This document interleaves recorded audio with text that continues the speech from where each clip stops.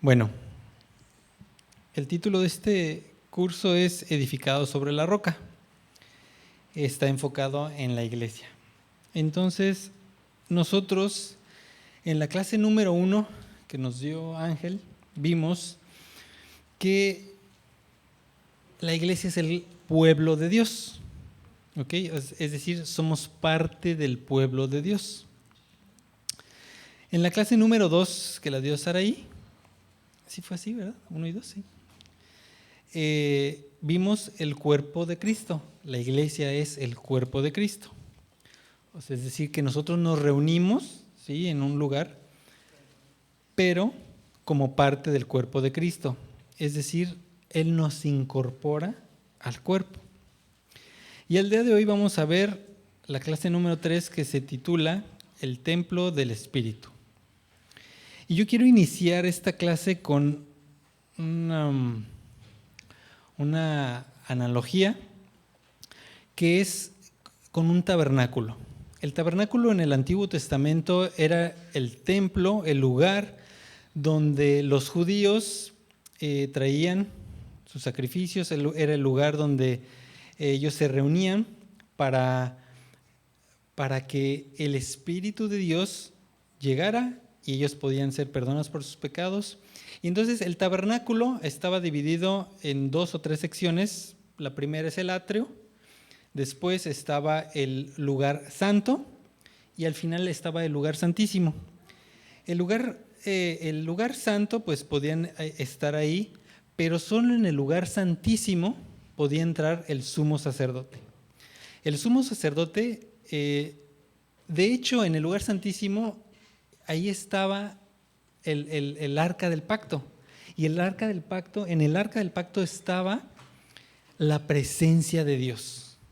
Entonces, el sumo sacerdote podía entrar por el atrio, luego el lugar santo, estaban preparando y solo el sumo sacerdote podía entrar en el lugar santísimo. Y él de hecho traía una cuerda y un cascabel, porque si él no estaba bien con Dios y entraba en el lugar santísimo, caía muerto, porque estaba en la presencia de Dios.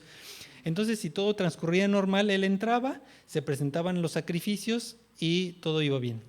Pero si él no estaba bien con el Señor, caía muerto. Y si los que estaban afuera no oían el cascabelito, entonces usaban la cuerda para jalarlo, porque nadie iba a poder entrar por él. Ok, esa es una pequeña analogía, la vamos a ir viendo más adelante. Porque quería ver que entendieran lo que era la presencia de Dios en el lugar santísimo. Bueno, pues ya nos quedó claro en la clase número 1 que la iglesia no es un lugar. Esto es un lugar, es un edificio, pero esto no es la iglesia. Es decir, nosotros no vamos a la iglesia. En dado caso, nosotros podremos decir que nosotros vamos con la iglesia. ¿Por qué? Porque yo soy la iglesia, tú eres la iglesia, ustedes son la iglesia, todos somos la iglesia, entonces nosotros conformamos la iglesia, pero este lugar no es la iglesia, somos nosotros. Si nosotros nos vamos de aquí a la calle, ahí está la iglesia. Nada más podría ser que es el templo, ¿no? Bueno, eso ya nos quedó claro. Ahora, ¿cuáles son algunas de las razones por las que alguien no se une a una iglesia? Y entendamos la iglesia como lo que les acabo de decir, como un cuerpo, como un conjunto, ¿ok? ¿Cuáles son algunas razones? Bueno, la clásica es que solo piden dinero, ¿no? Y lo hemos escuchado muchas veces, es que yo no voy porque solo quieren mi dinero, ¿ok? Esa es la mentalidad que alguien puede tener. ¿Alguna otra razón por la que alguien no se une a una iglesia? Es porque tenemos demasiadas ocupaciones como para ser miembros de una iglesia. Entonces decimos, ay, no, estoy demasiado ocupado, y no se comprometen. Esa podría ser otra razón. Algunas razones un poquito más extrañas podría ser, ay, pero ¿para qué me involucro? ¿Para qué me integro? Si no sé si voy a estar aquí el próximo año o el próximo mes, porque a lo mejor solo estoy aquí de paso. Más, por ejemplo, en esta ciudad fronteriza, que está tanta gente de paso, dice, ¿para qué me involucro si no sé si voy a estar aquí el próximo año? Entonces no me involucro tanto, asisto, pero no soy parte de. Esa podría ser otra excusa. Otra es que alguien podría decir, la membresía, o sea, ser miembros de una iglesia, es un formalismo innecesario. Lo importante es que yo sirva. Es decir, que alguien podría estar incluso sirviendo y trabajando, pero decir, no, a mí no me contemplen como que soy miembro. Yo nada más estoy aquí bien feliz, acomodo las sillas, ayudo, pongo, subo, estoy aquí temprano, pero no se sienten como miembros de la iglesia. Esas son algunas excusas o razones por las que alguien no se puede unir a una iglesia. ¿Qué otras excusas hemos escuchado? Por ejemplo, yo voy a dar una propia que yo tenía.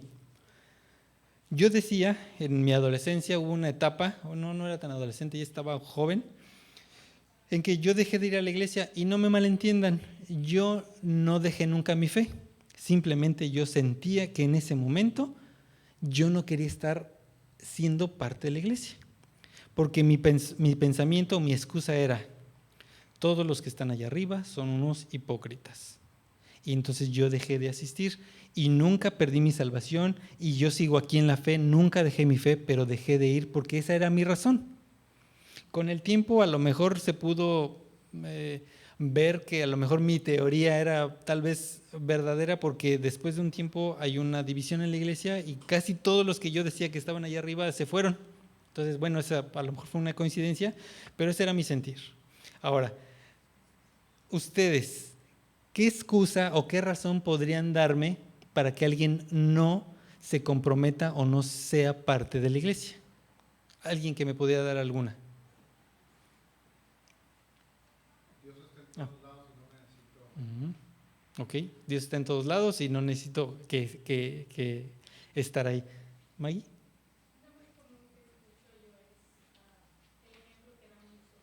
Uh-huh.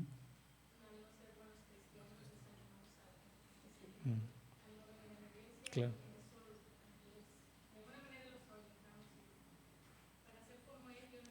Claro, el testimonio que damos. Y más adelante lo vamos a ver. Dice, ¿para qué voy? Si para ser como ellos, como los que conozco, no, mejor no. Bueno, muchas gracias. Voy a hacer una pregunta al aire. ¿Hay diferencias si un cristiano es miembro de una iglesia local? Y entiendan cristiano por alguien salvo, alguien redimido, alguien que entendió y aceptó en su corazón a Cristo. Este ya es un cristiano, entiendan esa palabra de cristiano como alguien ya redimido. Ahora, ¿hay diferencia si un cristiano es miembro de una iglesia local o no hay diferencia? Yo digo que mucha. Yo digo que mucha diferencia. Sí, hay mucha diferencia si no se congrega un cristiano. O sea, ¿hay diferencia? Sí, mucha diferencia. Entonces, ¿por qué lo digo? Bueno, porque hay que congregarse, hay que alimentarse, convivir con otros hermanos, orar unos por otros, ser parte del cuerpo, experimentar, sentir y dolernos con los que se duelen. Son algunos ejemplos, ¿verdad? El por qué. Y entonces, así, la gente podría ver que Dios es amor. ¿Por qué? Porque la gente nos congregamos, experimentamos eso y la gente afuera puede ver que Dios es amor y que Jesús es el Señor cuando nosotros, la iglesia, vivimos en armonía. Nosotros somos el mejor ejemplo para la gente de allá afuera, que estamos en armonía unos con otros de acuerdo a lo que Dios dice en su palabra. ¿Hace diferencia? Sí. ¿Por qué? Porque la Biblia dice, Jesús mismo dice, separados de mí, nada podéis hacer. Entonces, ¿hace diferencia? Sí. Bueno, vamos a seguir con el contexto de que la iglesia no es un lugar, sino un conjunto. ¿Ok? Vamos a ir a 1 Corintios 6:19, si me acompañan. 1 Corintios 6:19.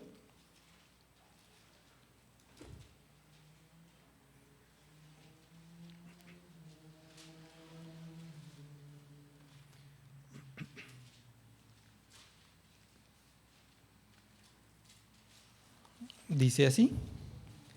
Yo tengo la revisión Reina Valera, la que normalmente todos traemos, y dice,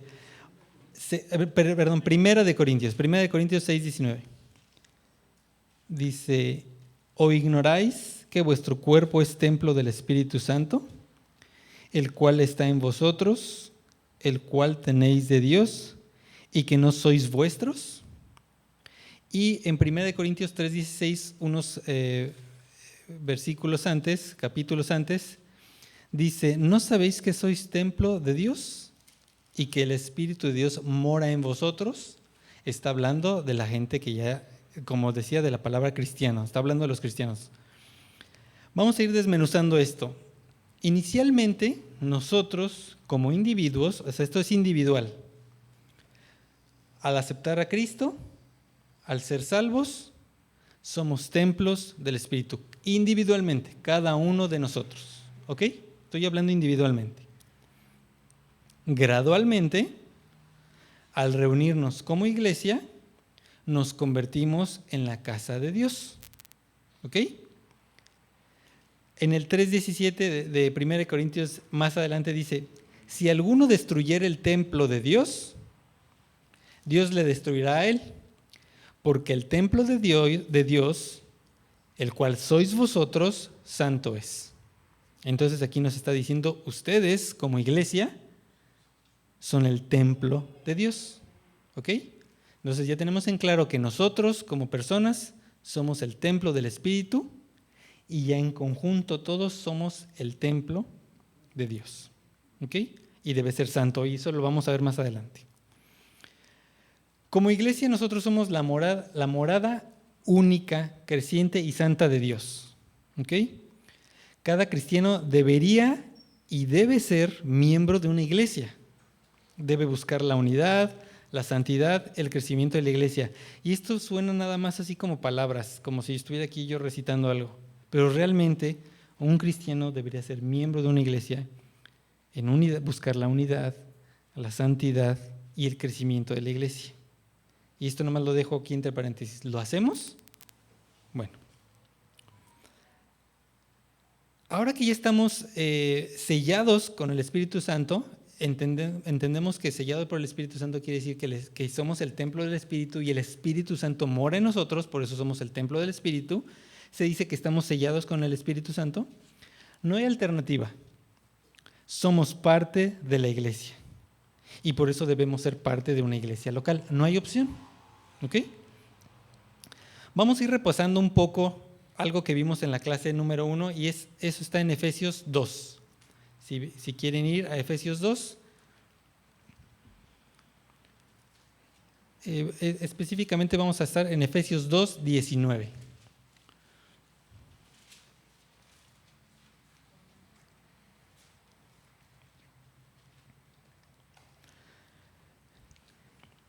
Y mientras lo están buscando ahí, en todo Efesios Pablo está proclamando con gozo las riquezas de la gracia salvadora de Cristo. Eso es lo que él está proclamando en Efesios 2, en general. Los primeros 10 versículos, que ya los vimos en la clase número 1, Pablo enseña que somos salvos de manera individual, ¿ok? Lo que estábamos viendo, por la gracia de Dios, ¿ok? Por medio de la fe en Cristo, no por obras. Eso es lo que nos está diciendo Pablo en esos 10 primeros versículos. El resto del capítulo, Pablo explica que a través de Cristo, los gentiles y los judíos ahora constituyen un nuevo pueblo. Y vamos a explicar qué es esto. Me voy a tener que ir al principio de los tiempos. Dios eligió al pueblo judío como su pueblo. Nos guste o no nos guste, así lo decidió Dios desde el principio de los tiempos. ¿Ok? Entonces, ese pueblo judío es su pueblo. Entonces, ellos son los judíos. Muy bien. Entonces, nosotros, primero quiero preguntar, ¿alguien de aquí es judío o israelí? ¿No? Ok. Bueno, entonces somos mexicanos o alguno americano, ¿no? No somos judíos, ¿ok? Nosotros, en teoría, no deberíamos estar gozando estas bendiciones, ¿ok? Pero lo que estamos viendo en este versículo, o en estos versículos, es de que él hace énfasis en que ahora los gentiles y los judíos constituyen un nuevo pueblo. ¿Quiénes son los gentiles? Nosotros, los que no somos judíos, ¿ok? Bueno, Vamos a Efesios 2, 19 al 22. Dice así: así que ya no sois extranjeros ni advenedizos, sino conciudadanos de los santos y miembros de la familia de Dios, edificados sobre el fundamento de los apóstoles y profetas, siendo la primera piedra del ángulo Jesucristo mismo, en quien todo el edificio bien coordinado va creciendo para ser un templo santo en el Señor, en quien vosotros también sois juntamente edificados para morada de Dios en el Espíritu. ¿Ok? Bueno, nos compara como conciudadanos de una nación. Ya, nos está viendo igual. Por eso es de que esto era causa de mucho conflicto, porque decía, ¿cómo estamos enseñando esto a los gentiles, a los que no son judíos? Pero aquí lo está expresando Pablo claramente. Nos compara con una familia también, ahí dice, en el 19 dice, y miembros de la familia de Dios. Y por ejemplo, yo así me quedaba pensando, bueno, ¿cómo es de que nos compara con una familia? Y en Marcos 3, no lo busquen, Marcos 3, 32 al 35, Jesús está con unos judíos hablando y dice así: y la gente que estaba sentada alrededor de él le dijo, tu madre y tus hermanos están afuera, te buscan, le están diciendo a Jesús. Él les respondió diciendo, ¿quién es mi madre y mis hermanos? Y mirando a los que estaban sentados alrededor de él, dijo, he aquí mi madre y mis hermanos, o sea, a los que les estaba hablando. Porque todo aquel que hace la voluntad de Dios, ese es mi hermano y mi hermana y mi madre. ¿Ok? Jesús les está diciendo a ustedes, si hacen la voluntad de Dios, entonces son mis hermanos, mi hermana, mi madre, no importa cómo le llamemos, somos ya de la familia. Ahora, ¿cómo hacemos la voluntad de Dios? Bueno, la voluntad de Dios es que todos procedamos al arrepentimiento y que nos santifiquemos. Entonces, si procedemos al arrepentimiento y estamos siendo santificados, entonces somos cristianos. Es otra forma de decirlo. Somos parte de la familia. Y aquí como entre paréntesis, así como en la familia, en nuestras familias carnales normales, hay de todos colores y sabores. Está el alegre, está el enojón, está el que nadie entiende. También así aquí en la iglesia. Y nos amamos y nos tenemos que amar y tenemos que estar unidos, apoyándonos. Así como en la familia normal está el que siempre pide dinero, está el que siempre está entusiasmado, el más fervoroso también aquí. Y nosotros tenemos que ser como en la familia, bien unidos. Bueno, vamos a avanzar. También aquí en Efesios 2 nos compara con un edificio, pero con una piedra angular. Yo había escuchado esto desde niño, la piedra angular, pero realmente no entendía qué significaba esto. La piedra angular es un cimiento, el fundamento sobre la que nuestra fe o la iglesia está fundamentada. Un cimiento único que es Jesucristo y fundamental. Jesucristo. ¿Qué quiere decir eso? Su nacimiento, su muerte, su resurrección, su ascensión. Jesucristo mismo es la piedra angular de la iglesia. Por eso aquí nos compara con un edificio. Así es, la primera, el cimiento. ¿Sí, no? Ahora, vamos a enfocarnos que también nos compara con un templo. Y vamos a regresar a lo que les comenté del tabernáculo. En el antiguo pacto, o sea, antes de que sucediera todo lo de Jesús, digamos en el Antiguo Testamento, el templo era el lugar donde Dios hacía sentir su presencia, es decir, lo que estamos hablando del tabernáculo. ¿Okay? Era el lugar, el templo, era el lugar en el que Dios se identificaba públicamente, porque la gente estaba reunida alrededor y entonces Dios, a través del lugar santísimo con el sumo sacerdote, hacía sentir su presencia. Era el lugar donde las personas iban a adorar y ofrecer los sacrificios que mantenían su relación con Dios. Así es como se manejaba. Al morir Cristo en la cruz, se me olvidó explicarles algo. En el tabernáculo, en el lugar santo y santísimo, donde les digo que lo jalaban si algo pasaba, había un velo desde donde entraba y salía. Ese velo, al morir Jesús en la cruz, ese velo se rompe. ¿Por qué es tan significativo esto? Porque así como les dije que antes solo el sumo sacerdote podía entrar, ahora ya no es necesario, ese velo está roto. Ahora cada uno de nosotros tenemos el acceso a la presencia de Dios directamente. Entonces, la morada de Dios, nosotros ya podemos tener acceso a Él, entrar en su presencia y morar con Él. Ahora nosotros somos sacerdotes y podemos entrar en su presencia. Ahora Dios está en cualquier parte donde vaya su iglesia, porque mora en nosotros. No quiero decir esto que Dios no podía moverse, Dios es omnipresente. A lo que me estoy refiriendo aquí es de que ahora ya no tienen que andar cargando con el arca del pacto. Dios va con nosotros, como tabernaculitos, ¿ok? O como templitos.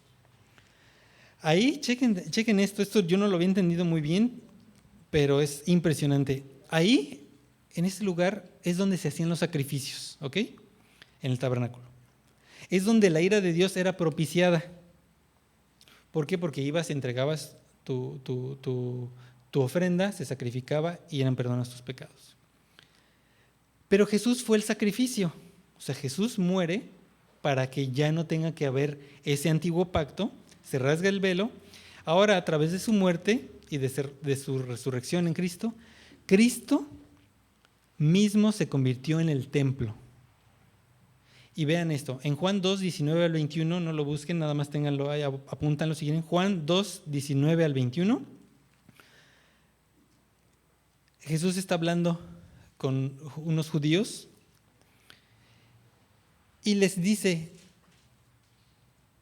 ustedes destruyen el templo y yo en 3 días lo construyo. Y los judíos le dicen, ay, este templo lleva 40 y tantos años levantándose y tú en 3 días lo vas a levantar. Y él estaba hablando no del templo ese, porque ya no iba a ser necesario. Ellos no lo entendían, pero él entendía perfectamente que en 3 días, o sea, en su resurrección de 3 días, iba a ser levantado el nuevo templo. Él es el primero que se convierte en el templo de Dios, Él.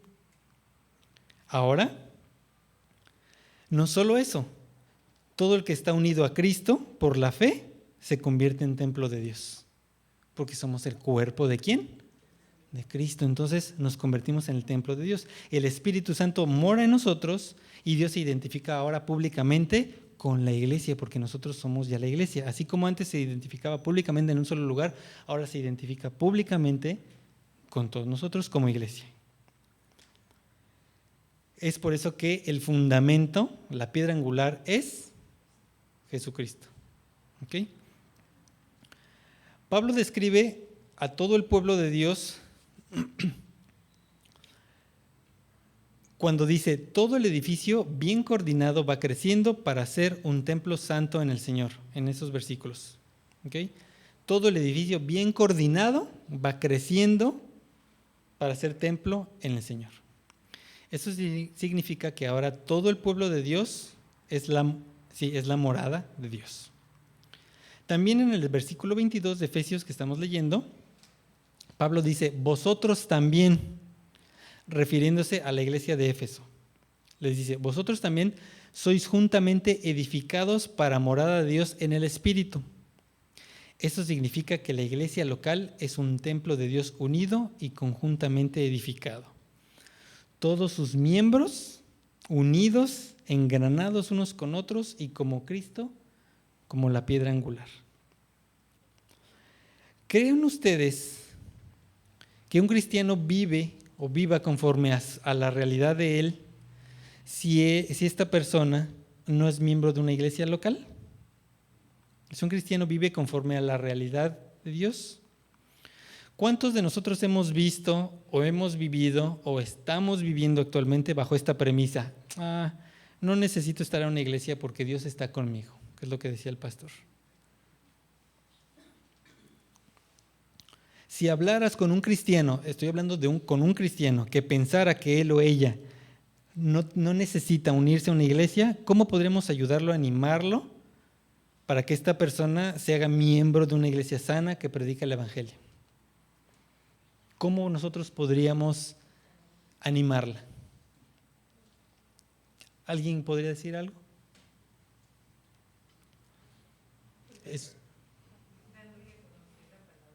Pero ya es un cristiano. O sea, ya es un cristiano. No le entiende. Entonces, ok, la hermana propone hacerle entender la palabra. ¿Ok, Sergio? Amándolo. De una forma desinteresada, no queriéndolo convencer, sino orando por él, Uh-huh. de manera que el Espíritu Santo Obra en él. Ok, muy bien. Me ha pasado, por ejemplo, que las personas dicen que para qué van, ¿no? Sí. Sí, ya sabes, pero a mí me ha tocado, por ejemplo, decirles, pero ¿y lo que tú nos puedes dar? Uh-huh. También. Eso se me hace Que es importante, claro. Sí, porque puede ser algo muy egoísta. No, yo no voy, pero uno le dice, bueno, tú tienes algo que nos podrías compartir, tienes dones que pueden edificarme a mí y no te lo estás quedando tú, ¿no? Muy bien, muchas gracias. Ok, cuando Pablo escribe que los efesios son juntamente edificados para morada de Dios en el Espíritu, es probable que se refiera tanto a crecimiento numérico como espiritual. Porque ahí dice, juntamente edificados para la morada de Dios. Las personas se convierten en cristianas y todas crecen en santidad y madurez. Por eso es de que tiene que ir de la mano, creciendo en número, pero creciendo también en espiritualidad, madurez, y tienes que ir, porque hemos visto iglesias que no crecen numéricamente, pero en conocimiento están acá, pero no crecen, están estancadas. Y actualmente estamos viendo mucho iglesias que crecen en número, pero espiritualmente no hay nada. Entonces tiene que ir creciendo equitativamente.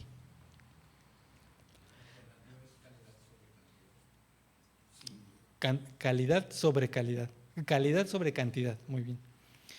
Ahora, vamos a pensar en esto. ¿Quién edifica el templo que es la iglesia? ¿Quién edifica? Y eso lo podemos ir viendo aquí desde el versículo 19. ¿O es el 20? En el 20 dice, siendo la piedra angular o la piedra del ángulo, Jesucristo mismo. O sea, la iglesia es edificada por Jesucristo. ¿En quién lo edifica? Dice al final, en quien vosotros también sois juntamente edificados para morada de Dios en el Espíritu. Entonces, ¿quién edifica el templo? Jesucristo. ¿En quién lo edifica? En el Espíritu. ¿Para quién lo edifica? Para Dios. En ese mismo 22 dice, en quien vosotros también sois juntamente edificados para morada de Dios. Lo voy a repetir. ¿Quién edifica el templo? Jesucristo, porque Él es la piedra angular. ¿En quién lo edifica? En el Espíritu. ¿Para quién lo edifica? Para Dios. ¿Por qué estos 3 puntos tienen que animarnos a nosotros como cristianos? Porque tenemos una armonía perfecta de la Trinidad. Sabemos que Dios en plenitud está inmerso en la iglesia y en esa confianza nosotros podemos ser parte y necesitamos ser parte de la iglesia. Vamos a regresar a Corintios 3, 16 al 17. Si quieren, no lo busquen. Pablo escribe, ¿no sabéis que sois templo de Dios y que el Espíritu de Dios mora en vosotros? Si alguno destruyera el templo de Dios, Dios le destruirá a él, porque el templo de Dios, el cual sois vosotros, santo es. Pablo está escribiendo en Efesios, también de lo que hemos estado diciendo, que la iglesia crece para ser un templo santo en el Señor, tanto en Corintios como en Efesios. La iglesia, es decir, tú, yo, nosotros, somos o debemos ser un templo santo. porque Dios lo posee y porque el Espíritu Santo mora en sus miembros, o sea, en nosotros. ¿Ok? Un templo santo. De tal forma que si llega un miembro nuevo al cuerpo, ¿qué debe ver él en la iglesia? Pues unidad, hermandad, amor, educación cristiana, edificación sobre la roca. Pero ahora imaginen a un miembro nuevo, como nos decía Sara la vez pasada, que hay cambio de residencia y llegan a una iglesia nueva. Y ella decía, bueno, ¿cuáles serían los puntos más importantes? ¿Qué pasa si este miembro nuevo llega y no se queda en la congregación? ¿Será porque a lo mejor no vio algunos de estos puntos? Puede ser. Pero también podría ser válido que no se queda porque no se sintió que era ese el lugar. O sea, no tenemos por qué decir, no se quedó porque la iglesia está mal. Estamos mal, hermanos. Tal hermano vino el domingo y no se quedó. Es nuestra culpa. Podría ser, pero también podría ser válido que él llega, se siente, escucha, ve y dice, no, pero no porque estén mal, sino porque él no siente. Y la iglesia, la Biblia es muy clara cuando está Jesucristo con sus discípulos y llegan unos con él corriendo casi. Ahí hay unos que están predicando en tu nombre. ¿Qué les hacemos? Casi. Dinos qué hacemos. Y Jesucristo le dice, los que no son contra nosotros, por nosotros son. Esto quiere decir que ahí está prácticamente iniciando la denominación. O sea, no a fuerzas tienen que estar todos pegados ahí con Cristo. Si Jesucristo mismo les está diciendo, déjenlos adelante. Habemos de muchos colores y sabores, habemos muchos muy alebrestados, habemos unos muy tranquilos. Y hay iglesias para gente de todos estilos. Estoy hablando de iglesias cristianas, ¿okay? Con doctrina sana. No estoy hablando de iglesias cualquiera, no, estoy hablando de iglesias cristianas con sana doctrina. Bueno, ya estamos terminando. Ok. Muy bien. Vamos a hablar rápidamente, como último punto, la santificación de la iglesia. Debido a que somos santos, debemos reflejar en nuestras conversaciones con otros miembros de la iglesia eso. O sea, no debe haber comentarios ociosos, chismosos, cosas que no edifiquen.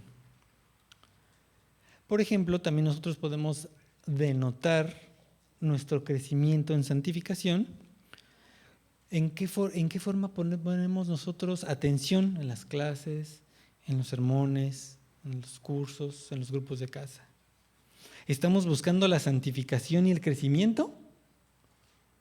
Porque ya no somos unos niños que estamos tomando lechita. ¿Ok? Ya debemos empezar a buscar bocados un poquito más grandes. ¿Ok?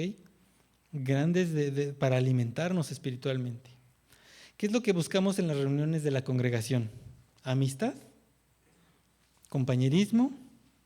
¿O críticas y chismes? A ver qué nueva me tiene, ¿no? Bueno, eso lo he escuchado en otras iglesias, no, aquí no. ¿O estamos buscando el crecimiento, la enseñanza? ¿Estamos hambrientos del Señor? ¿Buscando absorber como esponja? Apuntando, leyendo, releyendo, repasando, preguntando. Preguntar es válido. La otra vez, el domingo pasado, estaba platicando con Conrado y estábamos edificándonos juntos, estábamos hablando de las predicaciones, estábamos ahí platicando y nos hacíamos preguntas. Y es válido, o sea, no, ¿cómo voy a preguntar? ¿Qué van a decir que no sé? Pues adelante, para eso estamos, para edificarnos unos a otros. ¿Cómo respondemos cuando otros pecan contra nosotros? ¿Se nota el fruto del Espíritu? Y recalco en esto, ¿el fruto? ¿O aflora la carne? Y parece que como que nos bajamos de la cruz para arreglar cuentas. Para terminar, quiero leerles Romanos 8:9. Y lo tengo aquí en Biblia de las Américas. Dice así: sin embargo, vosotros no estáis en la carne, sino en el Espíritu.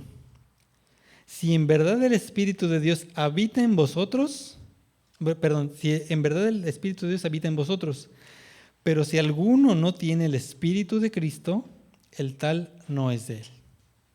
Ahí está bien claro. Nosotros, hermanos, como templo del Espíritu, ¿qué tenemos que hacer? Todo lo que estuvimos diciendo. Y para ser un templo del Espíritu, nosotros tenemos que estar en relación con Él. Si no tenemos una relación con el Espíritu Santo, que Él es quien intercede por nosotros para llegar al Padre, entonces desde ahí estamos empezando mal. Ya tenemos nosotros el Espíritu de Dios en nosotros. Ya somos templo del Espíritu. Ahora quería, rápidamente se me pasó aquí, pero ¿qué pasa cuando un miembro de la congregación o algún cristiano da mal testimonio? La iglesia tiene que tener un control, estar checando a los miembros. Y no como un chequeo así de supervisor, a ver, sí, ok, sí, como traes así, ok, ajá, sí, no, está mal, tachecito. No, estarlo checando en amor, con exhortación. ¿Por qué? Porque si este hermano o hermana está dando mal testimonio afuera, no nada más está dando mal testimonio de esa persona, está dando mal testimonio de la iglesia y de la iglesia universal. No estoy hablando de la iglesia universal como le llaman, sino la iglesia universal cristiana, pues, la iglesia mundial. Entonces, por eso es que la iglesia tiene que tener un cierto control de los miembros, de cómo andamos. ¿Ok? Bueno, pues esto ha sido todo. No sé si alguien tenga algún comentario, alguna aportación.